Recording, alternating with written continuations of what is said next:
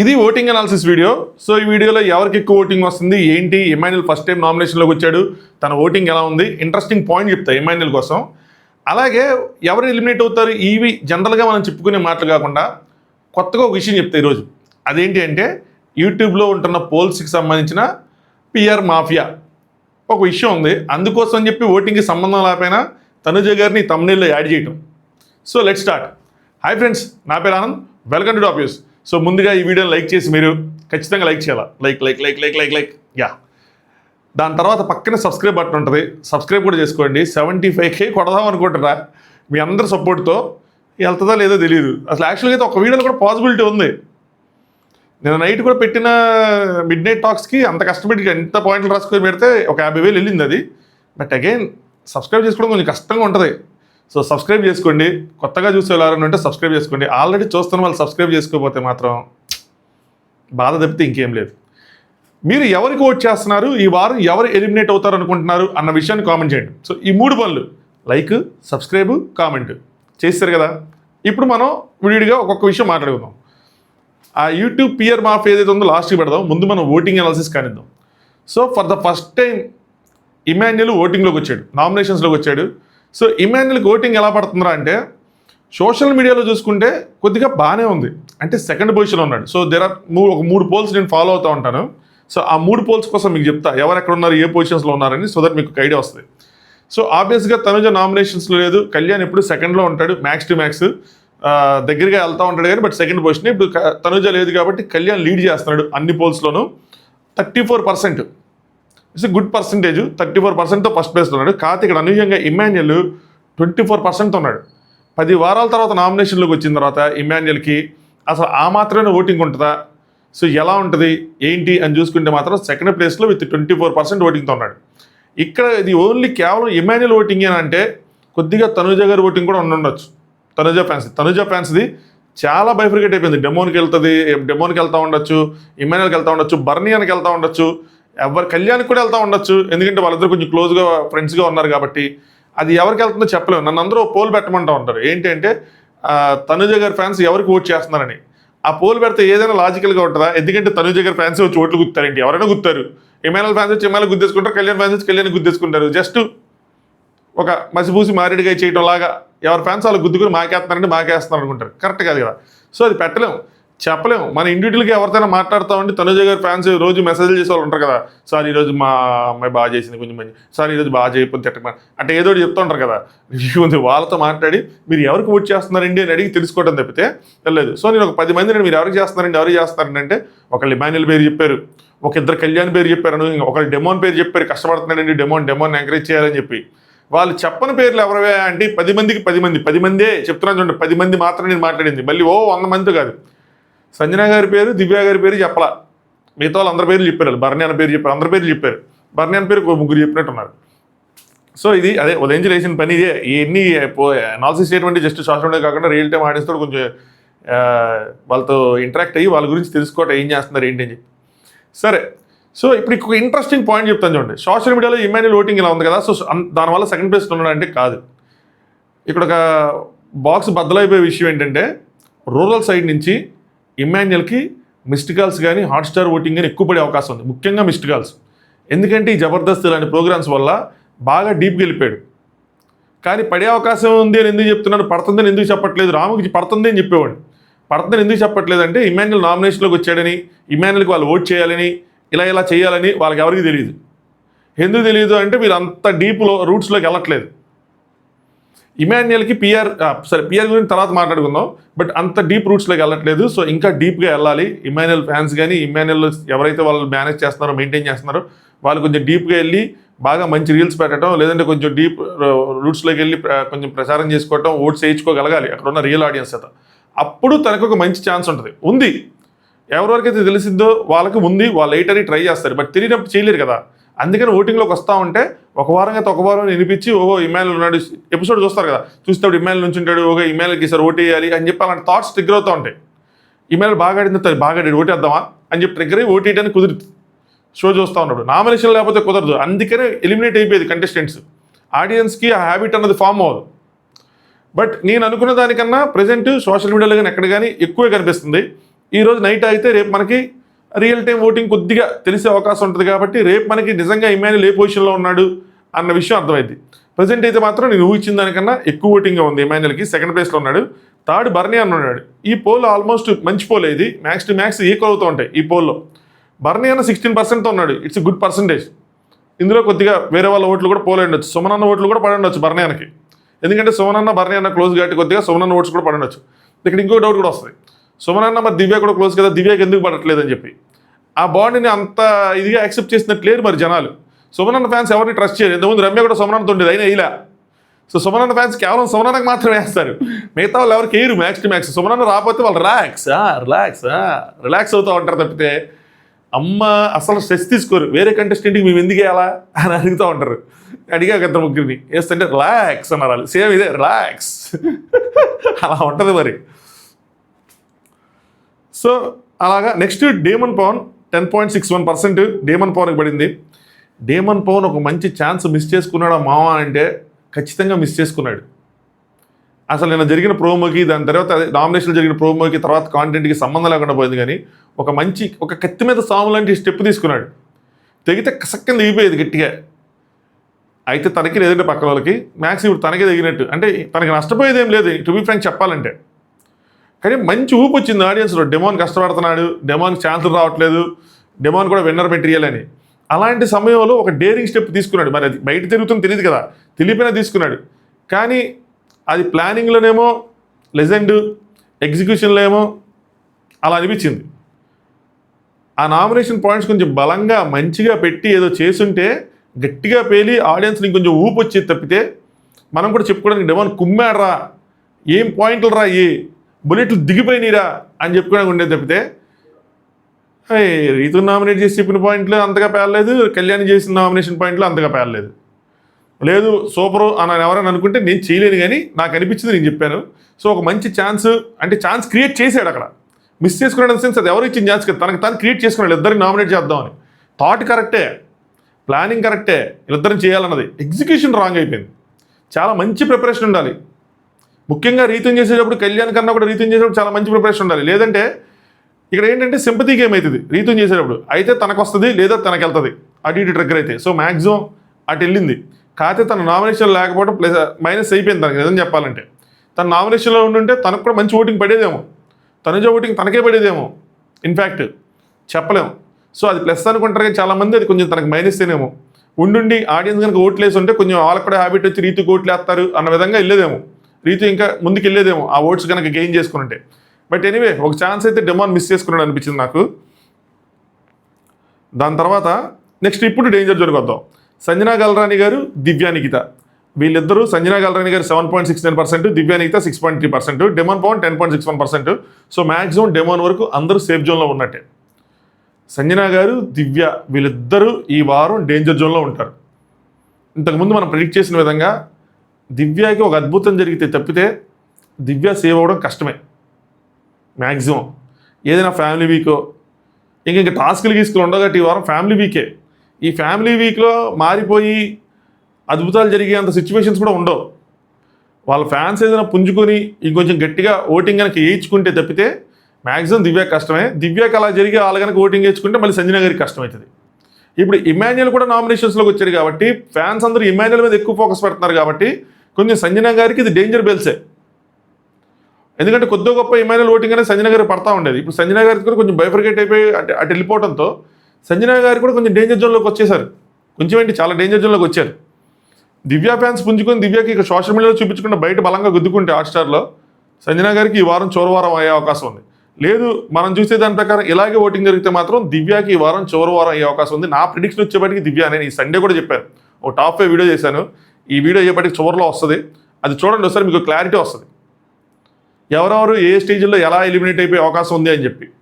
So maximum వీళ్ళిద్దరు danger జోన్లో ఉన్నారు. దివ్యాకే ఎక్కువ అవకాశం ఉంది. అంటిల్ అన్లెస్ నో ఎలిమినేషన్ పెడితే చెప్తే నో ఎలిమినేషన్ ఉండకుండా ఉండే ఛాన్స్ లేదు. అది మనం థర్స్డే ఫ్రైడే మాట్లాడుకుందాం దానికోసం. ఇప్పుడు మాట్లాడుకుని అయితే వేస్ట్. సో ఆ విధంగా ఈ మిగతా పోల్స్ కూడా చూసుకుంటే అన్నింటిలోనూ కూడా సంజనా గారు, దివ్య గారు ఇద్దరు బాటంలో ఉన్నారు. అదే సేమ్ 6%, 6%, 8%, 6% ఆ కాంబినేషనే ఉంది. వీరిద్దరే చివరికి డేంజర్ జోన్లో నుంచిన అవకాశం ఉంది. ఈ వీకెండ్ వచ్చేపాటికి సింగిల్ ఎలిమినేషన్ ఉంటుంది, మనకి డబల్గా అంత సినిమానే లేదు. సో ఇది ఓటింగ్ అనాలిసిస్. అన్ని పాయింట్స్ కవర్ చేశానా? యప్. సో టాప్లో కళ్యాణ్ ఉన్నాడు, సెకండ్లో ఇమాన్యుల్ ఉన్నాడు ప్రస్తుతానికి. బట్ ఇమాన్యుల్కి మనం అనుకున్న దానికన్నా ఎక్కువ ఓటింగ్ పడే అవకాశం కూడా ఉండొచ్చు. రూరల్ నుంచి ఇంకొంచెం డీపర్గా వెళ్తే తప్పితే ఎగ్జాక్ట్గా పడుతుందా లేదని చెప్పలేం. సో ఒక రోజు అయిన తర్వాత మనకి రియల్ టైం ఓటింగ్ వచ్చిన తర్వాత ఎవరు టాప్లో ఉన్నారు, ఎవరు సెకండ్లో ఉన్నారని క్లారిటీ వచ్చేస్తుంది. అంతకుమించి మనం ఓటింగ్ అనాలిసిస్లో చించుకుని చెప్పుకోవడానికి అయితే ఏమీ లేదు. ఇదే ఎందుకంటే డేంజర్ జోన్లో ఉన్నది చాలా క్లియర్గా కనిపిస్తుంది, టాప్లో ఉన్నది చాలా క్లియర్గా కనిపిస్తుంది. బర్నీ అన్న ఏమైనా డేంజర్ జోన్కి వస్తాడంటే ఛాన్సులు తక్కువ. ఎందుకు తక్కువ అంటే బర్నీ అన్న కోసం ఇంట్రెస్టింగ్ విషయం మాట్లాడుకొని నెక్స్ట్ పిఆర్ దానికి వెళ్ళిపోదాం. బర్నీ అన్న నేను చెప్పినట్టు మొత్తం మారిపోయాడు, అసలు ఫుల్ ఆన్ యాక్టివ్ మోడ్. అసలు ఆ డ్యాన్స్లు ఏంటి, ఆ పాటలు ఏంటి, అసలు కుర్రాళ్ళ గంతులు ఏంటి, పాయింట్స్ తప్ప రైట్ అని పక్కన పెట్టుకుంటే ఆ ఫైర్ ఏంటి. మిస్టర్ ఇమాన్యుయల్ భలే అంటాడు అన్న. మిస్టర్ ఇమాన్యుయల్ 360 degreesలో ఆలోచించాలి అని చెప్పి ఆయన అసలు మామూలుగా లేదు. అన్న మాత్రం బాగుంది, నేను భలే అనిపించాడు అన్న. సో కొత్తగా ఉంది. ఇలా ఉంటే కొంచెం ముందుకెళ్ళే అవకాశాలు ఆడియన్స్కి నచ్చుతారు. ఒకేసారి ఆ షిఫ్ట్ ఏదైతే ఉందో ఇది మంచి షిఫ్ట్, ఇది మాస్క్ అలా కాదనమాట, మంచి షిఫ్ట్. అది నచ్చుతారు, అది దానికి సెట్ అయింది కూడా. సో సెట్ అయింది, ఆడియన్స్ నచ్చింది కాబట్టి కొంచెం అవకాశం ఎక్కువ ఉంటుంది. దాంతోపాటు తనుజ గారి ఫ్యాన్స్ కొంతమంది సపోర్ట్ చేస్తూ ఉన్నారు. సో ఆవిడ కనుక నామినేషన్లోకి రావడం ఏదైనా ఉంటే కనుక అన్నకి ఛాన్స్ ఉంది. ఇంకా 13వ వారం దాకా ఇలా వెళ్తే అక్కడ టీటీఎఫ్ కొడితే టాప్ 5 మొత్తం మారిపోయింది రాజా. సో టీటీఎఫ్ ఎవరు కొడతారు అన్న దాని మీదే టాప్ 5 ఛాన్సులు మిగతా వాళ్ళకి ఎంత ఉన్నాయి అన్నది డిపెండ్ అయి ఉంటుంది. సో ఇది అందరు కంటెస్టెంట్స్ కోసం మాట్లాడుకున్నాం. ఇప్పుడు నేను విషయం చెప్పాలనుకున్నా ఏంటి అంటే, నేను ఒక పోల్ పెట్టా, ఎవరికి మీ సపోర్టు అని చెప్పి ఎప్పట్లాగే 4 పేర్లు పెట్టా. ఎవరు అడిగారు అన్న మళ్ళీ ఫ్రెష్గా పెట్టన్నా అంటే, నేను ఏ పోల్ పెట్టినా నాకైతే నిజంగా పోల్ పెట్టాలని విషయం గుర్తుంటుంది. ఎవరైనా అడుగుతా ఉంటే పెడతా ఉంటా కాంబినేషన్ కానీ ఏది కానీ. సో తనుజ గారు, అందులో కళ్యాణ్, తనుజ, నెక్స్ట్ ఇమాన్యుయల్, డెమాన్ 4 ఆప్షన్లు పెట్టగలను, 4 పెట్టారు. పెట్టి దాన్ని ఊరినే కమ్యూనిటీ దాంట్లో కూడా ఇన్స్టాగ్రామ్ కమ్యూనిటీ కూడా షేర్ చేశాను బ్రాడ్కాస్ట్ ఛానల్లో. 1 అవర్లో 50,000 ఓట్స్ పోలేని నా ఫీజు దగ్గరని. ఎందుకంటే నా ఛానల్కి ఎప్పుడు నేను పోల్స్ ఎక్కువ పెట్టడం కాబట్టి నాది ఎప్పుడు అది రికమెండేషన్స్ రాలేదు. పోల్స్ ఏదో పెద్ద వీడియోలకి వెళ్ళి ఒక 50,000, 70,000, 80,000 వ్యూస్కి వెళ్ళడం తప్పితే ఈ పోల్స్ వెళ్ళవు. మ్యాక్స్ వెళ్తే 1,00,000, 1,20,000, 1,30,000 అంతే. 2 లక్షలు 3 లక్షలకి వెళ్ళవు. గంటలో చూసే మనకి 50 ఉంది, దాని తర్వాత రిఫ్రెష్ చేస్తే ఇంకొక అరగంట అయితే 70 ఉంది. నాకు మతిపోయింది, ఏంద్రా ఇది ఏం జరుగుతుంది అని చెప్పి.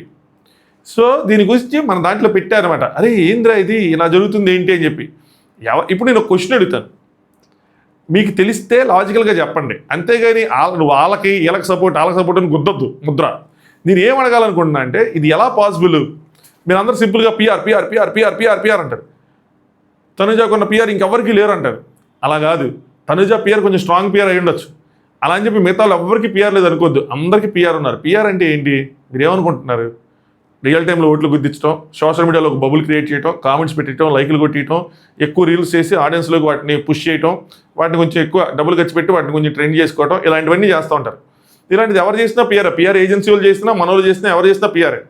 ఇప్పుడు అందరికీ పిఆర్లు ఉన్నారు, ఇందులో లేకుండా ఎవరికి లేరు. ఇమాన్యుయల్కి వేరే పిఆర్ ఉండేవాళ్ళు, ఈ పాయింట్ చెప్తాను చూడండి. తర్వాత వాళ్ళు తీసేశారు. ఇమాన్యుయల్కి నాకు తెలిసి ఇమాన్యుయల్కి రీతికి ఒకళ్ళే పిఆర్. వాళ్ళు తీసేసి ఏం చేశారంటే వాళ్ళ అన్నే డానియల్ తన పేరు, సో ఆయనే తన సొంతంగా తనే చేసుకుంటున్నాడు. అది కొంచెం కష్టమైన పని కానీ ఆయన చేసుకుంటున్నాడు అంట. సో ఇలాగ అందరికీ ఉన్నారు, ఇంక్లూడింగ్ దివ్య. అందరికీ పిఆర్ ఉన్నారు, పిఆర్ లేకుండా ఎవరూ లేరు. సరేనా, ఇది మ్యాటర్ పక్కన పెడదాం.